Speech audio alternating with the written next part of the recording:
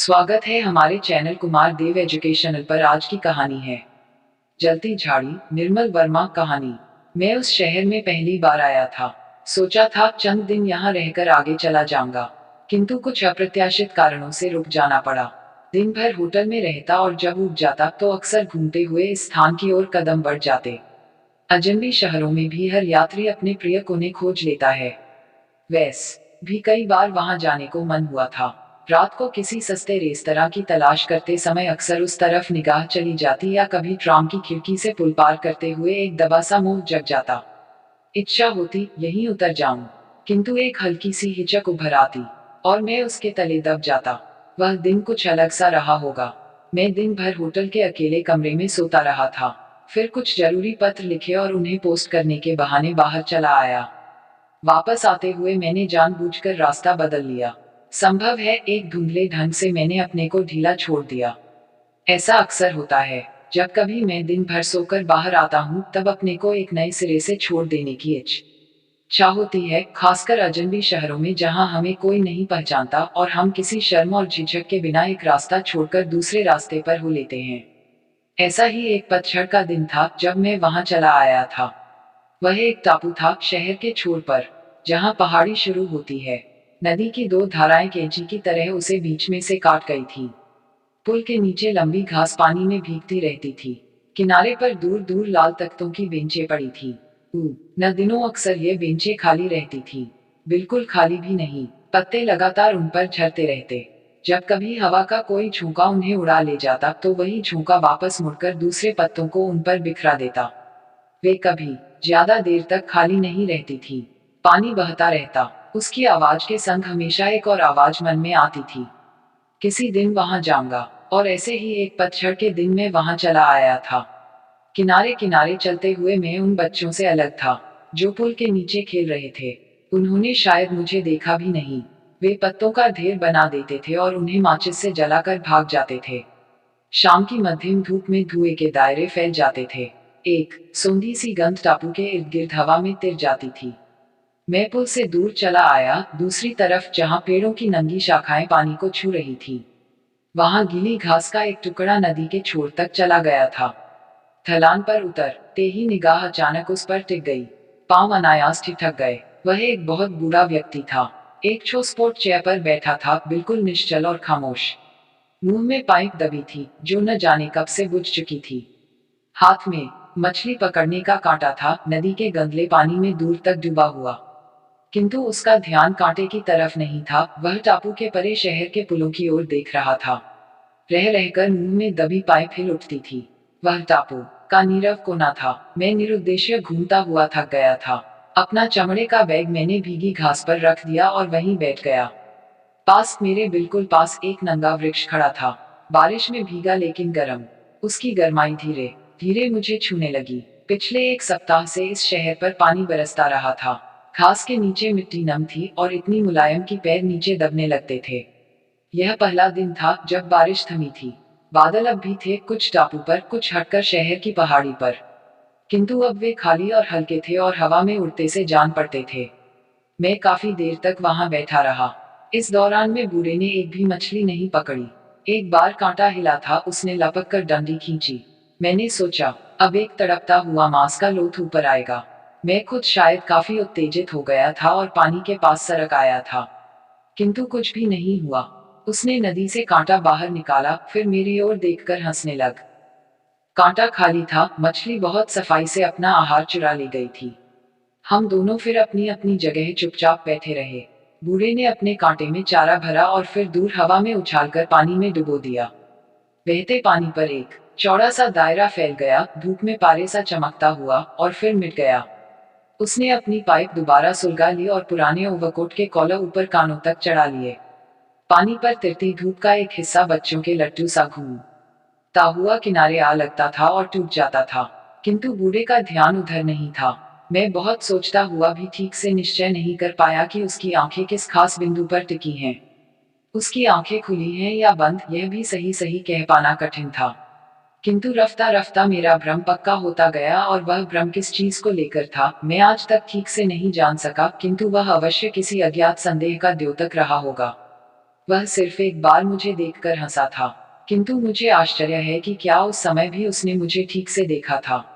यदि नहीं देखा था तो मेरी ओर उन्मुख होकर हंसने की जरूरत क्यों महसूस हुई।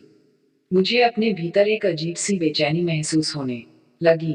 उसे मेरे अस्तित्व का बिल्कुल भी आभास नहीं, हालांकि मैं उसके इतने पास बैठा हूँ, यह मुझे अत्यंत अस्वाभाविक सा जान पड़ा।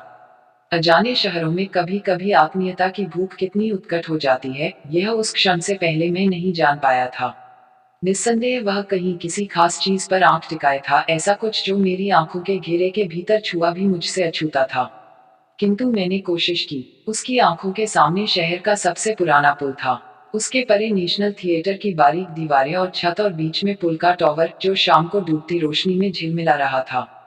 किंतु ये ऐसी चीजें थी जिन्हें उस शहर में चलते हुए, गलियों से गुजरते हुए हम रोज देखते थे। इनमें कुछ भी विशिष्ट, कुछ भी असाधारण नहीं था, कम से कम इस बूढ़े के लिए तो नहीं, जो शायद बरसों से इस शहर में रह रहा है। मेरे भीतर का भ्रम फिर जागने लगा, इसके अलावा भी शायद कुछ और है, कुछ अन्यतम, बिल्कुल अलग से। किंतु क्या यह आदमी देख सकता है? अचानक मेरे मस्तिष्क में यह बेतुका विचार कौंधा गया। वह बहुत बुरा है। हवा का हल्का सा झोंका आया, धूप धीरे धीरे उड़ने लगी। समूचे टापू पर एक जड़वतना स्तब्धता सी गिरने लगी। पत्ते पानी पर झरते थे और बह जाते थे। सिर्फ धूप के कुछ टुकड़े शेष रह गए थे, पत्थरों पर, टहनियों पर। कुछ देर बाद शाम उन्हें भी बुहार ले जाएगी, सिर्फ हम दोनों वहां बने रहेंगे। किंतु नहीं, वह जा रहा है। मेरी आंखें अनायास ऊपर उठाईं। वह सचमुच जा रहा था। उसने मछली पकड़ने के कांटे को पानी से बाहर निकाल लिया, कैनवास की कुर्सी को लपेटकर बगल में दबा लिया, फिर बहुत पुराना जर्द बाव लर हैट पहना और पाइप मुंह से बाहर निकालकर जेब में रख ली। मछली पकड़ने का झोला जो खाली था, उसने कांटे की डंडी पर लटका लिया था। न जाने क्यों उस क्षण मेरे भीतर एक अजीब सी झुरझुरी फैल गई। लगा जैसे मैं एक बहुत पेचीदा रहस्यमय ढंग से उस पर आश्रित हूँ, जैसे उसके जाने भर से ही मैं कुछ खो दूंगा, जो एक लंबी मुद्दत से मुझ में पलता रहा है, जैसे उसका यहाँ रहना खुद मेरे रहने से जुड़ा है। किंतु उस क्षण शायद कुछ हुआ। शायद सूखे पत्तों की खड़खड़ाहट, या शायद कोई पत्थर पानी में लुढ़क गया होगा और वह चौंक गया, जैसे उसके पांव धरती पर बंधे से रह गए, जैसे किसी ने उसे पकड़ लिया हो। उसने एक बार पीछे मुड़कर देखा, नदी के बहते पानी की तरफ, और फिर तेजी से कदम बढ़ाता हुआ मेरे सामने से निकल गया। जाते हुए उसने एक बार भी मेरी ओर नहीं देखा। कुछ देर तक टापू में उसके पैरों के नीचे दबते पत्तों की चरमराहट सुनाई देती रही। फिर सब कुछ पहले जैसा खामोश हो गया। ऐसे ही कुछ क्षण बीते होंगे। मैं अपनी जगह से उठ खड़ा हुआ और ठीक उसी स्थान पर आकर बैठ गया, जहां कुछ देर पहले बूढ़ा मछुआ बैठा था। गीली मिट्टी पर उसके जूतों के निशान अब भी दिखाई देते थे, बहुत लंबे नहीं, किंतु काफी चौड़े, और आगे की तरफ से तनिक बेडौल। वे मुझे बहुत साधारण से लगे और ज्यादा देर तक मेरा ध्यान उन पर नहीं टिक सका। इस बीच अवश्य कुछ समय गुजरा होगा। बाद में जब मेरा ध्यान अपनी तरफ गया, तो मुझे कुछ हैरानी सी हुई। दरअसल पिछले कुछ समय से मैं उसी तरफ, बिना किसी निश्चित इरादे या संकल्प के उसी तरफ देख रहा था, जहां कुछ देर पहले बूढ़े की आंखें लगी थीं। किनारे के पास लगी झाड़ियों पर कुछ परिंदे उड़े थे। एम्बैंकमेंट के परे एक बहुत पुराने गिरजे के शीशे पर आखिरी धूप का धब्बा चमक रहा था, उसकी छाया एक डगबाती सुर्ख आंख सी दरिया के बीच चमक जाती थी। कोई नहीं जानेगा, मैंने सोचा, कोई नहीं जानेगा कि अभी कुछ देर पहले तक वह बूढ़ा यहाँ इसी जगह बैठा था। इस ख्याल से मुझे सांत्वना मिली कि मैंने उससे छुटकारा पा लिया है। बहुत मुमकिन है कि वह महज मेरा भ्रम हो, एक झूठा भटकाव जो अक्सर अजनबी शहरों में घूमते हुए हो जाता है। होटल के कमरे में पहुंचते ही, जब मैं अपने को नए सिरे से अकेला पाऊंगा, तो हर चीज अपने औसत असली घेरे में लौट आएगी। सामने पुल पर ट्राम जा रही थी। उसकी बत्तियों की छाया चमकीली झालर सी पानी पर फिसलती रही। कुछ लोग खिड़की से बाहर इस टापू को देख रहे थे, बिल्कुल वैसे ही स्वाभाविक और सहज ढंग से, जैसे मैं आर पार जाते हुए देखा करता था। किंतु अब मैं खिड़की से लटकते हुए उनके चेहरों को देखकर कुछ बेचैन सा हो उठा, अपने पर शंका सी होने लगी, जैसे मैंने यहाँ आकर कोई गलती कर डाली हो। लगा जैसे मुझे भी उनकी तरह पुल के पार सीधे चला जाना चाहिए था। कोशिश करूं तो अब भी जा सकता हूं, सिर्फ मुझे अपने पीछे हल्की सी आहट सुनाई दी। दो लड़के मेरी ओर बहुत मंद गति से चले आ रहे थे। इस शहर के अन्य लड़कों की तरह उनके सिर गोल नीली टोपियों से ढक थे। छोटे लड़के के हाथ में एक चौड़ा रंग बिरंगा रुमाल था। वह पेड़ों से झरे हुए पीले मुरझाए पत्ते उस रुमाल में बटोरता जाता था।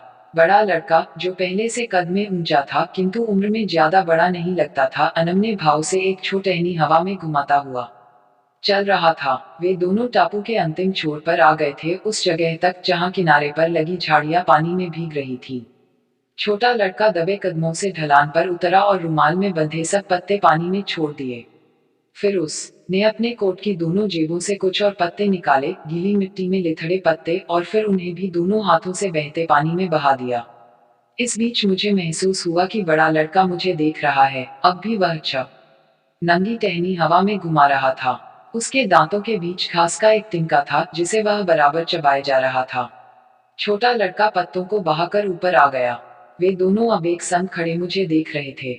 एक निगाह होती है, सीधी और निश्चित, उसमें हम बंधा जाते हैं और रील की मानिंद खींचते चले जाते हैं। मुझे ऐसा अक्सर हो जाता है। सुई की नोक तले जैसे कोई कीड़ा दब जाता है, बदहवास होकर तिल मिलाता है, फिर ठहर जाता है। मंत्रमुग्ध सा मुखरक्षत, वैसे ही, बिल्कुल वैसे ही। फिर बड़ा लड़का आगे बढ़ा।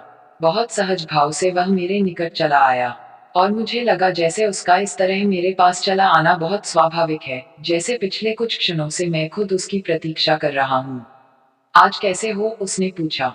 मैं कुछ भी कह पाता कि मुझे लगा पीछे खड़ा छोटा लड़का बहुत ही विरक्त भाव से मुस्कुरा रहा है। आज भी खाली हाथ हो? खाली हाथ? मेरी आंखें अनाया सा अपने हाथों पर झुकाई, वे सचमुच खाली थे। मेरा मतलब इनसे नहीं है, बड़े लड़के ने उसी सहज संयत स्वर में कहा। आज भी तुम कुछ नहीं पकड़ पाए, किंतु तुम्हें गलतफहमी हुई है। मैं वह नहीं हूँ जिसे तुम खोज रहे हो। वह तो कब का चला गया। कहाँ? मैंने अपने चारों ओर देखा।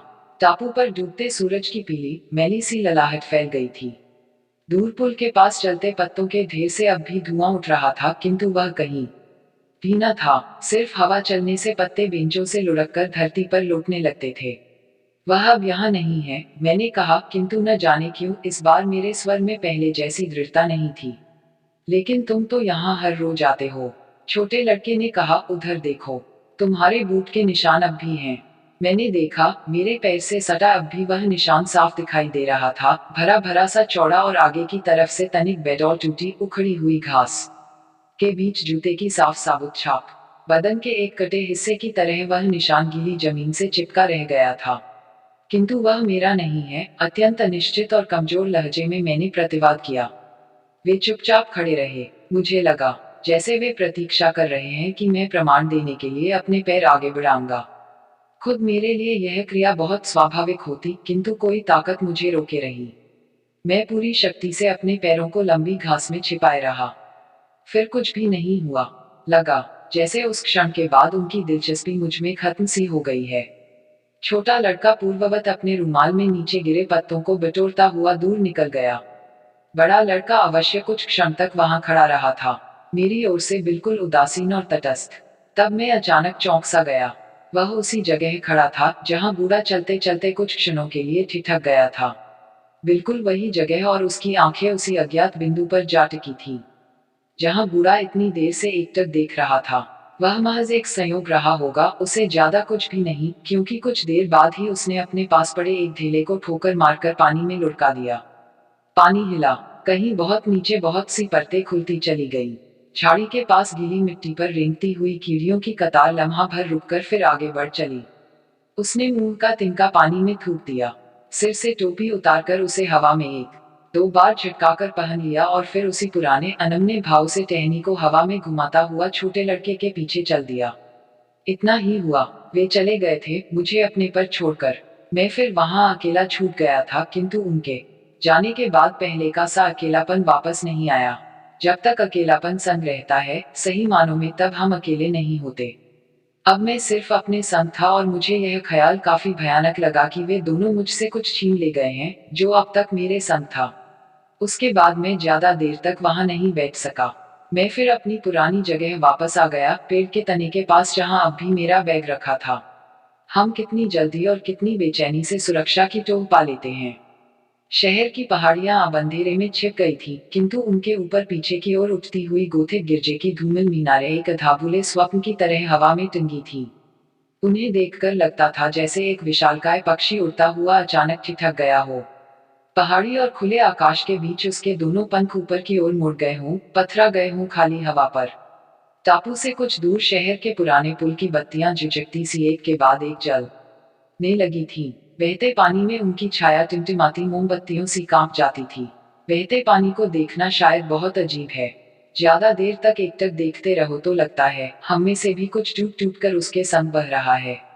हमारे भीतर दूरी के जो हिस्से हैं, जिन्हें कभी कभार सोते हुए नींद की चंद लहरें भिगोकर वापस लौट जाती हैं, जो हमारी आधी अंधेरी जिंदगी का हिस्सा हैं, लगता है जैसे वे स्याह गहरे पानी के भीतर से उन पर झांक रहे हों, हमें देख रहे हों।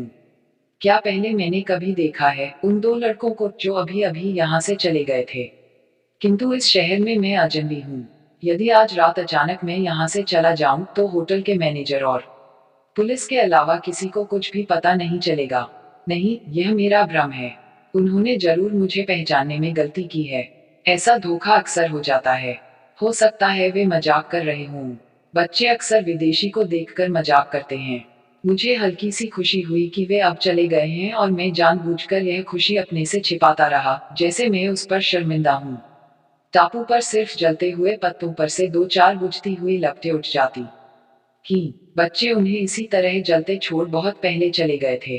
और अब चारों तरफ खामोशी थी, वैसी ही अटूट और अनवरत जैसे बहते पानी का स्वर।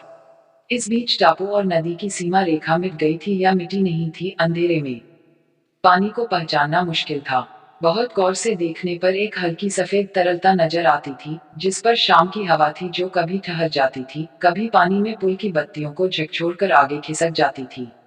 सर्दी अचानक बढ़ गई। मैं वहां से जाने का इरादा कर रहा था, किंतु तभी मुझे आभास हुआ कि मैं वहां बिल्कुल अकेला नहीं हूँ। मेरी दाहिनी ओर, जहां झाड़ी थी, हल्की सी सरसराहट हुई। पहले सिर्फ दो धुंधली सी छायाएं दिखाई दी, बाद में मैं उन्हें ठीक से अलग अलग देख पाया। लड़की के स्कर्ट का अगला हिस्सा शायद झाड़ी में फंस गया था और वह उसे बाहर निकालने के लिए नीचे झुकी थी। शायद झाड़ी की सरसराहट ने ही मेरा ध्यान उनकी ओर आकृष्ट किया था। उसके जरा पीछे एक अन्य व्यक्ति था, जिसे मैं पहली निगाह में ठीक से नहीं देख पाया था। शायद इसलिए कि वह बिना हिले डुले बिल्कुल खामोश खड़ा था। शायद इसलिए भी कि उसके लंबे ओवरकोट ने अंधेरे में उसे कुछ इस ढंग से छिपा लिया था कि गौर से देखे बिना उसके अलग अस्तित्व को पहचानना असंभव था। मैंने सोचा, मुझे वहां से चुपचाप उठकर चले जाना चाहिए। मुझे मालूम था अंधेरा घिरने पर अक्सर वहां प्रेमियों के जोड़े आते हैं। वैसे मुझे वहां बैठने में कोई आपत्ति नहीं थी। यदि वे मुझे देख लेते, तब इन्हें मेरी उपस्थिति का ज्ञान होता। किंतु ऐसी स्थिति में, जब मैं उन्हें देख रहा हूँ और उन्हें यह भ्रम हो कि अकेले हैं, मुझे अपना वहां रहना अरुचिकर जान पड़ा। किंतु इससे पेशतर कि मैं कुछ भी निश्चय कर पाता, वे दोनों उस झाड़ी में चले गए। टापू में उस समय एक असीम, निर्भेद्य मौन सिमट आया था और दूर की हल्की, दबी आवाज भी साफ सुनाई दे जाती थी। फिर वह झाड़ी मेरे काफी करीब थी, मुश्किल से 3 गज की दूरी पर। उन दोनों की गहरी हांफती टू सांसें मुझ तक पहुंच जाती थी। एक धधकती सी गर्माहट झाड़ी के बाहर निकलती थी, बीच की हवा को छीलती, भेदती, मन त्रमुगध सांप की तरह बल खाती हुई मुझे लपेट लेती थी। झाड़ी बार बार हिल उठती थी, मानो उनकी गर्म, बोझिल सांसों का भार न संभाल पा रही हो। उनके नीचे दबे पत्ते बार बार चरमरा उठते थे। एक दबी, उफनती सी चीख, फिर सिसकती सी कराहट, फिर वह भी नहीं। एक खाली, हल्की हवा, और तब सब कुछ पहले जैसा शांत हो गया। मुझे आज भी यह सोचकर अपने पर हैरानी होती है कि मैं वहां से चला क्यों नहीं आया। जो कुछ झाड़ी के पीछे हो रहा था, उसके प्रति मेरे मन में न कोई जिज्ञासा थी, न जुगुप्सा, कौतूहल भी नहीं। फिर भी मेरे पांव नहीं उठे, मैं जड़वत बैठा रहा। कुछ देर बाद वे बाहर आ गए, या शायद मुझे आभास हुआ कि वे दोनों झाड़ी के बाहर आए हैं। हालांकि मैं उस क्षण सिर्फ लड़की को ही ठीक से देख पाया था। उसने अपने बाल ठीक किए, स्कर्ट पर जो पत्ते और तिनके चिपक आए थे उन्हें करीने से एक एक करके अलग किया। फिर वह झाड़ी से कुछ दूर आगे चली आई, या के पास। मैं अपने आश्चर्य को नहीं दबा पाया जब मैंने देखा कि वह उसी जगह बैठ गई थी, जहां पहले बूढ़ा और बाद में मैं कुछ देर के लिए बैठा था। मैं उसे देख लेता हूँ। उसने सिगरेट जला ली है। उसके बाल बहुत छोटे हैं, बिल्कुल लड़कों के से काले रंग की बरसाती पहने हैं, बटन खुले हैं, जिसके नीचे स्कर्ट घुटनों तक ऊपर खिसक आई है। एक दबी खींची सांस के संग धुआं बाहर निकल आता है। आंखें अधमुंदी सी रह जाती हैं। देखा तुमने, वह धीरे से बुड़बुड़ाई। मैं चुप रहा। वह अपने से ही कुछ कह रही है, मैंने सोचा और चुप रहा। मुझे लगा जैसे तुम चले गए हो। आपने मुझसे कुछ कहा। वह हंसने लगी। और यहाँ कौन है? फिर भी वह मेरी ओर नहीं देख रही थी। वह दरिया के दूसरे छोर पर देख रही थी, एक ही बिंदु पर। मुझे सहसा ख्याल आया कि बूढ़ा मछुआ भी उसी ओर देख रहा था। पुलों और चर्च की बुर्जियों के परे, जहाँ शहर की रोशनियां खत्म होती हैं, अंधेरा शुरू होता है। तुम पहले ही चले आए, उसने कहा। मैं यही था, उसने मुझसे ही पूछा था, और इस बार मुझे पहले जैसा विस्मय नहीं हुआ। और वहां उसने पीछे मुड़कर झाड़ी की ओर संकेत किया। मैं कुछ भी नहीं समझा। उसकी ओर प्रश्न भरी निगाहों से देखता रहा। वहां मैं अकेली नहीं गई थी। वह फिर हंसने लगी। इस बार वह हंसी पहले जैसी नहीं थी। उसमें एक बीभत्स अविश्वास भरा था, जैसे मां, पकड़ लिया गया हूँ। वैसे ही जैसे हम गलती से किसी अपरिचित घर का दरवाजा खटखटा ले और इससे पेशतर कि हम लौट पाए, कोई हमारा हाथ खींचकर हमें भीतर घसीट ले। लेकिन आपके संग मैं सहसा सहम जाता हूँ। अब नायास मेरी आंखें झाड़ी पर उठ जाती हैं। हवा चलने से एक दूसरे से उलझी टहनियां हल्के से अलग हो जाती हैं। बीच में फंसी पत्तियां फट जाती हैं। पहचान लेना मुश्किल नहीं है। मैं पहचान लूंगा और वह जान जाएगी कि मैं वह नहीं हूँ जो उसने समझा है। वह वहां है। मैंने उसे आपके संग देखा था, मैंने कहा। किधर देखा था? उसके स्वर में एक बहुत निरीह कातर सी आशा उभर आई, जैसे मेरे उत्तर पर उसका बहुत कुछ निर्भर है। जैसे उसकी नियति का धागा मेरे शब्दों में बंधा है। किधर देखा था? देखिए, उधर झाड़ी में। वह अब भी है। वह कौन? झाड़ी कांपती है, जैसे उसके भीतर ही भीतर कुछ जल रहा हो। वह मेरे निकट सरक आई। क्या मैं सच हूँ? एक नर्म सी सरसराहट हुई, जैसे उसने मेरे भीतर एक पन्ना उलट दिया हो। और वह जैसे आखिरी पन्ना हो, उसके आगे कुछ भी नहीं। और मुझे लगा जैसे उस शाम दूसरी बार किसी ने मुझसे अपने सच का प्रमाण मांगा हो। झाड़ी मुझसे सिर्फ 3 कदम दूर है, 3 कदम भी नहीं, शायद उससे भी कम। मुझे वहां जाने में बहुत कम समय लगेगा। मैं पहले एक कदम लूंगा, फिर दूसरा, और फिर वह मेरे सामने होगा। हर कदम मुझे उस झाड़ी के पास ले जाएगा जहां वह है, अब भी है। इसमें कुछ भी मुश्किल नहीं, कोई भी डर नहीं। यह इतना सहज और आसान है कि मेरा दिल तेजी से घबराने लगता है। मैं सिर्फ एक कदम लूंगा और फिर सोचूंगा, कुछ भी नहीं। दूसरा कदम लूंगा और तब तक बहुत कम समय लगेगा, और मैं एक ऐसी उम्र में पहुंच गया हूं जहां इतना समय ज्यादा मानी नहीं रखता। देखो, मैं अपने से कहता हूँ, देखो, वह प्रतीक्षा कर रही है। सांस रोके, मेरी ओर संदेह भरी दृष्टि से देखते हुए, कुछ ऐसे ही जैसे वह लड़का तिनका चबाता हुआ मेरी ओर देख रहा था। मैं खड़ा हो जाता हूँ, झाड़ी की तरफ बढ़ता हूँ। उसकी आंखें मुझ पर चिपकी हैं। आज तक किसी ने मुझे इतनी आतुर विह्वल आंखों से नहीं देखा। एक देखना होता है जिसमें हम बंध जाते हैं, सिमट जाते हैं। उसका देखना ऐसा नहीं था। वह देख रही थी, मुझे धकेलते हुए, जैसे अपने से अलग करते हुए। और मैं ठहर जाता हूँ, अपने को खींचकर रुक जाता हूँ। जिंदगी में जवाबदेही का लम्हा एकदम किस तरह आ जाता है, जब हम उसकी बहुत कम प्रतीक्षा कर रहे होते हैं, जैसे वह हमारे लिए न हो, किसी दूसरे के लिए आया हो, दूसरे के लिए नहीं तो तीसरे के लिए, तीसरे के लिए नहीं तो चौथे, पांचवें, छठे के लिए। चाहे जिसके लिए हो, हमारे लिए नहीं है। लेकिन वह है कि कांपते चीखते हाथों से हमें पकड़ लेता है, किंतु हम ताकतवर हैं और अपने को छुड़ा लेते हैं और सोचते हैं, यह एक डह स्वप्न है जो अभी बीत जाएगा, और आंखें खोलकर वही देख लेंगे जो देखना चाहते हैं, जिसके हम आदी हैं, और फिर हम जवाबदेह नहीं रहेंगे, किसी के भी नहीं, किसी के प्रति भी नहीं, किसी के प्रति भी नहीं। मैं भागने लगता हूँ और पीछे मुड़कर नहीं देखता। मेरे पीछे झाड़ी है और उसकी बीभत्स भुतैली हंसी, जो देर तक मेरा पीछा करती रही है, लहू के कतरों की तरह मेरे भागते पैरों के पीछे टपकती रही है। उस रात में होटल नहीं जा सका। सारी रात शहर के शराबखानों के चक्कर काटता रहा। शराबियों के संग उनके कंधों में हाथ डालकर गाता रहा। जब मैं थककर एक शराबखाने में सो जाता, तो वे मुझे घसीटकर बाहर सड़क पर फेंक देते, और फिर कुछ देर बाद दूसरे शराबी मुझे अपने संग किसी अन्य शराबखाने में ले जाते, और मैं इस तरह बारी बारी सोता, जागता, गाता, खिसकता हुआ समूचे शहर की अंधेरी गलियों में घूमता रहा। आप विश्वास करें, आज तक मैंने कभी आत्महत्या के बारे में नहीं सोचा, मेरा मतलब है अपनी आत्महत्या के बारे में, वैसे एक बौद्धिक समस्या के रूप में अवश्य दोस्तों से बात की है। कभी कभी एक अजीब सा विचार तंग करने लगता है। सोचता हूँ यदि उस रात कोशिश करता तो शायद कर सकता था।